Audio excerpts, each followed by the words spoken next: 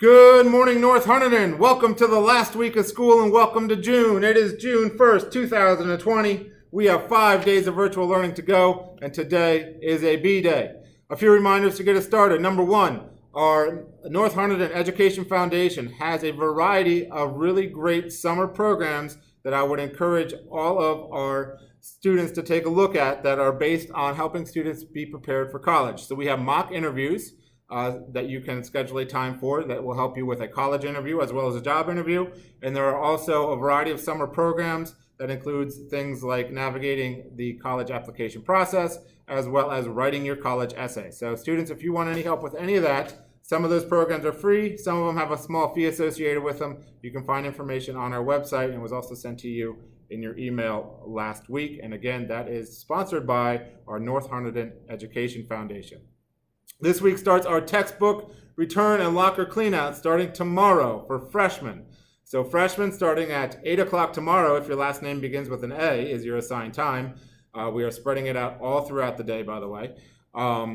So the A's will be coming in at 8 o'clock tomorrow morning, and we are asking that, if possible, students, we sent you home the textbook return form. If you could print that out and have that filled out and attached to every textbook, it will help us to organize that. We will have these forms printed out and available for those students who are unable to print them at home, by the way, too. Here, it'll just save us a little time if you can come prepared with your book that looks like that.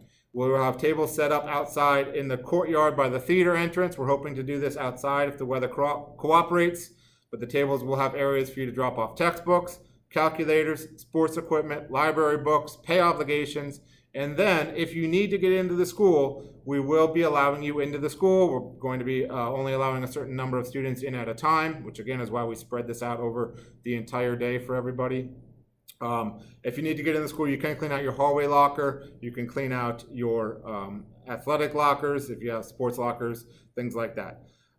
If you do not need to get into the building, we're asking that you don't go into the building. And students, a reminder for you underclassmen, you will be assigned the same locker next year. So if you just have whatever, maybe an old sweatshirt and a couple of pencils in that locker, don't even bother to clean it out. It'll be there for you when you get back here, hopefully when we see you all at the end of August. So it's not going anywhere.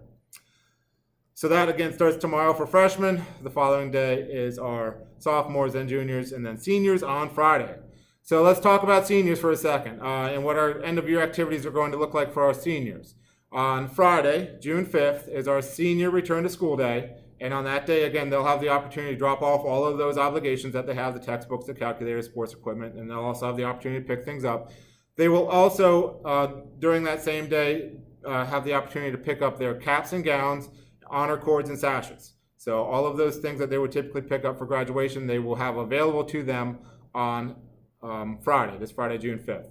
The yearbooks are not in yet. As I talked about last week, the printing of them was delayed due to a factory shutdown due to coronavirus, so we don't expect them till probably sometime in July. We'll set up another distribution time for that.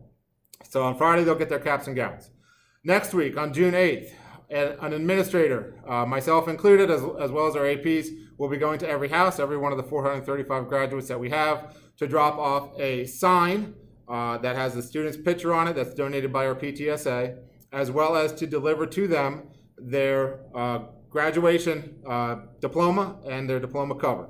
So they will receive that from an administrator at your house next week. You will receive a phone call prior to the arrival of that administrator, the day before the arrival of that administrator, to let you know approximately what time to expect them.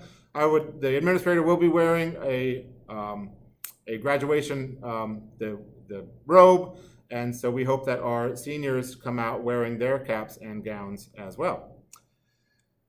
During Friday, June 12th, our actual scheduled date of graduation, we will be releasing a virtual ceremony at noon. I know some people were planning some graduation parties that day, so just so you know, the graduation virtual ceremony will be available on the internet at noon on Friday, June 12th. That virtual ceremony is basically mimicking a typical ceremony. It has speeches from our class president. It has some of our top students in the class giving their speeches. It has my speech. It has a reading of every student's name, as well as a display of their photo during the reading of the name, as well as a listing of all of their honor cords and sashes. So that will be Friday, June 12th at noon. And then Governor Murphy indicated that we can have what he is calling modified in-person graduations starting on the week of July 6th. And the guidelines for that is the major hurdle is that we have to be in compliance with the crowd size that is allowed at the time, which currently our largest crowd size that we are allowed to have is 25 people. So we will see what the restrictions look like. Obviously, we are hoping for a lot more than 25.